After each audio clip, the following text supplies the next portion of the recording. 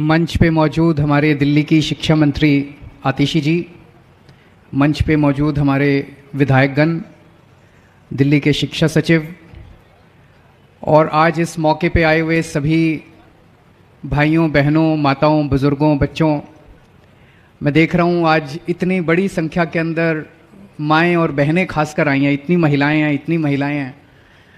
बच्चों की पढ़ाई की चिंता माँ बाप दोनों को होती है, लेकिन माँ को ज़्यादा होती है। 24 घंटे मेरे को याद है जब मैं भी छोटा था, मेरी माँ मेरे पीछे लगी रहती थी, मेरे को पढ़ाया करती थी। पिताजी तो शाम को आते थे, पूछ लेते थे, हाँ भाई ठीक ठाक चल रहा है, हाँ जी ठीक ठाक चल रहा है, लेकिन माँ जो है वो बच्चे का बहुत ख्याल रखती है। तो आज इतनी बड़ी संख्या के अंदर माएँ और बहनें आई हुई हैं और मैं समझता हूँ कि वो इस मौके में शिरकत करने के लिए आई हैं कि जब उनके बच्चों का स्कूल जो है वो बहुत शानदार बनने जा रहा है। आज उसकी आधारशिला रखी गई है। मैं समझता हूँ पढ़ाई का स्तर तो पहले से ही बहुत अच्छा हो गया यहाँ पे। जैसे अभी आतिशी जी बता रही थी कि यहाँ पे पढ़ाई का स्तर इतना ऊंचा हो गया कि फ्रेंच, जर्मन, जापानीज और स्पेनिश 4 विदेशी भाषाएं पढ़ाई जाती हैं। मैं चैलेंज करता हूँ पूरे दिल्ली में जितने इतने बड़े बड़े प्राइवेट स्कूल हैं, आप उठा के देख लो, ये चारों लैंग्वेज अगर किसी और स्कूल में पढ़ाई जाती हो तो मैं अपना नाम बदल लूँगा। किसी स्कूल में नहीं पढ़ाई जाती, आपके बच्चे के स्कूल में अब सरकारी स्कूल में पढ़ाई जाती है। कितना बड़ा बदलाव आ गया। और अब इसकी बिल्डिंग भी सुधर जाएगी। अभी तक तो थोड़ी बिल्डिंग मैं देख रहा था, जैसे वो टिपिकल सरकारी स्कूल होते हैं वैसे सरकारी स्कूल टाइप बिल्डिंग है, लेकिन अभी तक विदेशी भाषाएं पढ़ा रहे थे, अब विदेशी बिल्डिंग भी बनाएंगे। जैसे अभी आतिशी जी ने कहा कि जो आपने देखी यहाँ पे इन्होंने लगा रखी है बिल्डिंग की फोटो, बनने के बाद ये स्कूल कैसा दिखाई देगा, जाने से पहले सारे जने देख के जाना। जैसा आतिशी जी बता रहे थे, कोलंबिया यूनिवर्सिटी अमेरिका की यूनिवर्सिटी है, बहुत बड़ी यूनिवर्सिटी, कोलंबिया यूनिवर्सिटी जैसा स्कूल दिखाई देगा आपके बच्चों का। ऐसे लगेगा जैसे आपका बच्चा कोलंबिया यूनिवर्सिटी से पढ़ के आया है। सोचो कितना बदलाव आ गया 7-8 साल में। 8-9 साल पहले तक दिल्ली में सरकारी स्कूलों का कितना बुरा हाल था, और आज दिल्ली के अंदर सारे सरकारी स्कूल एक के बाद एक इतने शानदार होते जा रहे हैं। बच्चों के नतीजे बहुत अच्छे आ रहे हैं, बच्चों की पढ़ाई बहुत अच्छी हो गई है। पहले मजबूरी में लोग अपने बच्चों को सरकारी स्कूल में भेजते थे, लेकिन अब प्राइवेट स्कूल से भी लोग अपने बच्चों का नाम कटा कटा के सरकारी स्कूल में भर्ती करा रहे हैं। ये एक बहुत बड़े गर्व की बात है, बहुत बड़ी क्रांति आई है। जब हमारा देश आज़ाद हुआ था 1947 में, तब ज़्यादा प्राइवेट स्कूल नहीं होते थे, सरकारी स्कूल होते थे। तो जितने IAS IPS अफसर भी बनते थे वो भी सरकारी स्कूलों के ही पढ़े होते थे। जितने बड़े बड़े वैज्ञानिक बनते थे वो भी सरकारी स्कूलों के ही पढ़े होते थे।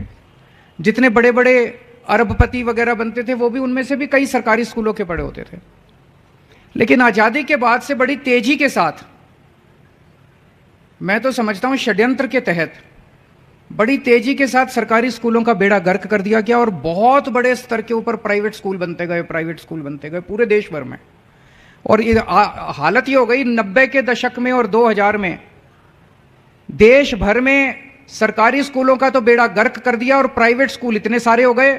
प्राइवेट स्कूलों ने लूट मचा दी, जब मर्जी फीस बढ़ा देते थे, जब मर्जी कुछ भी पैसे लूट। सारे प्राइवेट स्कूल खराब नहीं है, पर कई स्कूल जो है उन्होंने लूट मचा रखी थी। तो माहौल ये होगा कि गरीबों के बच्चे सरकारी स्कूल में जाएंगे, सरकारी स्कूलों में पढ़ाई नहीं है, पढ़ाई बहुत खराब होती थी।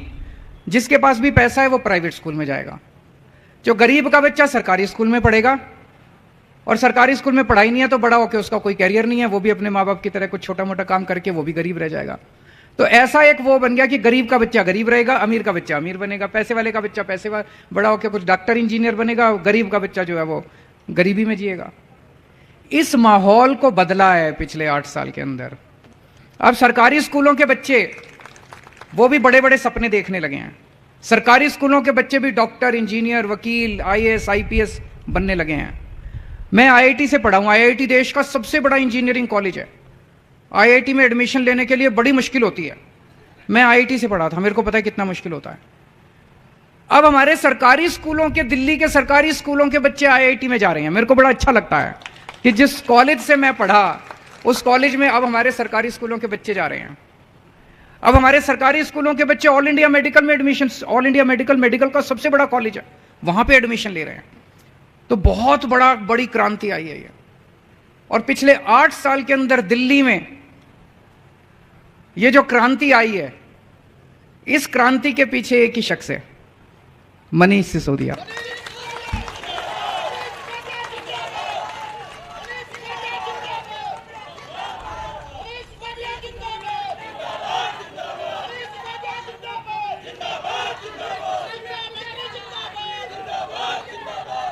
पचहत्तर साल में जो धीरे धीरे करके सरकारी स्कूलों का बेड़ा गर्क किया गया, गरीबों ने तो सपना देखना ही बंद कर दिया था। गरीबों के बच्चों ने तो सपने देखने ही बंद कर दिए थे। उनको तो लगता ही नहीं था कि हम भी कुछ बन सकते हैं। जिस शख्स ने, पता नहीं, कुदरत कहते हैं ना, समय एक जैसा नहीं रहता, समय बदलता है। तो अपने देश का भी समय बदल रहा था। देश की किस्मत थी कि मनीष सिसोदिया जैसा शख्स आया और उसने दिल्ली के अंदर ये शिक्षा क्रांति करके दिखाई। और आज दिल्ली की देखा देखी पूरे देश में गरीबों के बच्चे सपने देखने लगे। उनको लग रहा है एक दिन हमारे राज्य के अंदर भी ठीक होगा सब कुछ। उस राज्य के लोग सोचते हैं एक दिन हमारे यहां भी अब स्कूल ठीक होंगे, हमारे यहां भी स्कूल ठीक होंगे, जैसे दिल्ली में हुए हमारे भी स्कूल ठीक होंगे। पूरे देश के अंदर एक उम्मीद पैदा हुई है। तो दिल्ली के अंदर जो काम हुआ वो मनीष सिसोदिया जी ने किया, लेकिन स्कूलों को ठीक करने वाले को भी इन्होंने जेल में डाल दिया। बताओ, स्कूलों को ठीक करने वालों को, गरीबों के बच्चों को पढ़ाने वालों को कौन जेल में डालता है? कहते हैं मनीष सिसोदिया ने भ्रष्टाचार करा। मैंने कहा जी, भ्रष्टाचार करने वाला तो रात को बैठ के जो भी पैसे कमाएगा, करोड़ 2 करोड़ 100 करोड़ 200 करोड़, वो रात को बैठ के दारू पिएगा, गलत काम करेगा। मनीष सिसोदिया रोज सवेरे 6 बजे उठ के सरकारी स्कूलों का दौरा करने जाते थे। स्कूलों में ठीक ठाक चल रहा है सब कुछ। बताओ ऐसा कौन सा भ्रष्टाचारी आदमी है जो सवेरे 6 बजे उठ के सरकारी स्कूलों के दौरे करने जाता है? हो सकता है कोई भ्रष्टाचारी आदमी बच्चों के स्कूलों के लिए काम नहीं करता। कोई भ्रष्टाचारी आदमी दौरे करने नहीं जाता सरकारी स्कूलों के।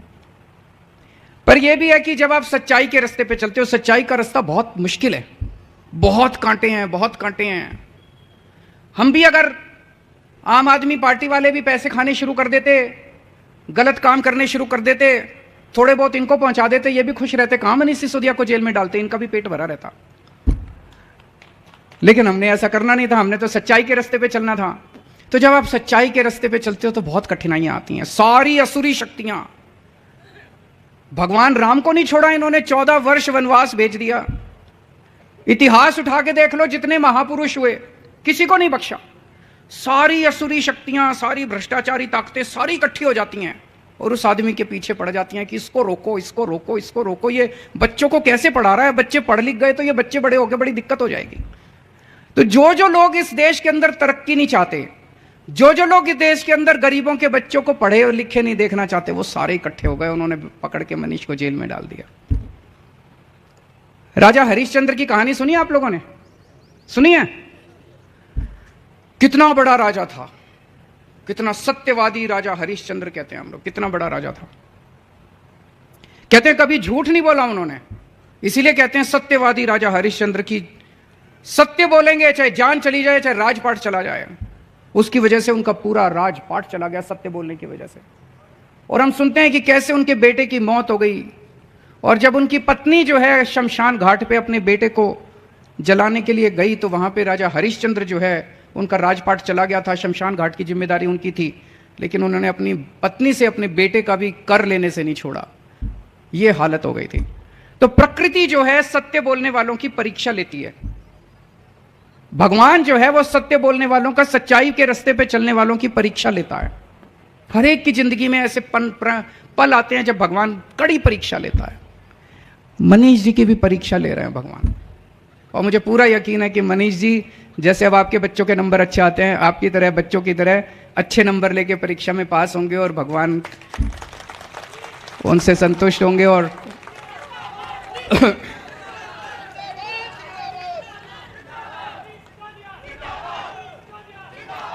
आज यहां का नई बिल्डिंग बनने का फाउंडेशन, आधारशिला तो मैं और अतिशी जी रख रहे हैं। यह स्कूल 1 साल बाद बनके तैयार हो जाएगा फरवरी में। इस स्कूल का उद्घाटन मैं और मनीष सिसोदिया करेंगे।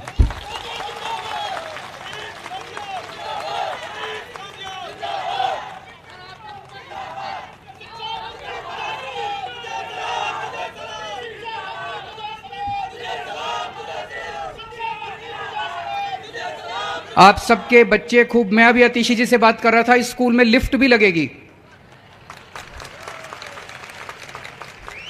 स्विमिंग पूल भी है कि नहीं है? नहीं, अभी स्विमिंग पूल नहीं है, वो मनीष जी आके बनवाएंगे फिर बगल वाले स्कूल में। इस स्कूल में लिफ्ट लगेगी। किसी स्कूल में प्राइवेट में जाके देख लो, किसी प्राइवेट स्कूल में लिफ्ट नहीं है जी, आपके बच्चों के स्कूल में लिफ्ट लगेगी। बड़ी बात है कि नहीं है? सारी माँ बहनें जरा हाथ खड़े करके बता दो, बड़ी बात है कि नहीं है? बहुत बड़ी बात है, बहुत बड़ी बात है। गर्व होगा अब हमें, हमारा बच्चा जो है इतने अच्छे स्कूल में पढ़ रहा है। 2 मेहमान आएंगे, घर में रिश्तेदार आएंगे तो कॉलर चोरी करके कहना हमारा बच्चा इस स्कूल में पढ़ रहा है, दिखा के लाना उनको स्कूल, देखो जी हमारा बच्चा इस स्कूल में पढ़ रहा है। ये मनीष सिसोदिया जी की देन है। तो हमारे देश के बच्चे ऐसे ही आगे पढ़ते रहें, फलें फूलें, खूब तरक्की करें, मैं भगवान से प्रार्थना करता हूँ। और सभी माँ बहनें जितनी आई हैं उन सब लोगों को मेरा नमस्कार, सबको मेरा प्रणाम।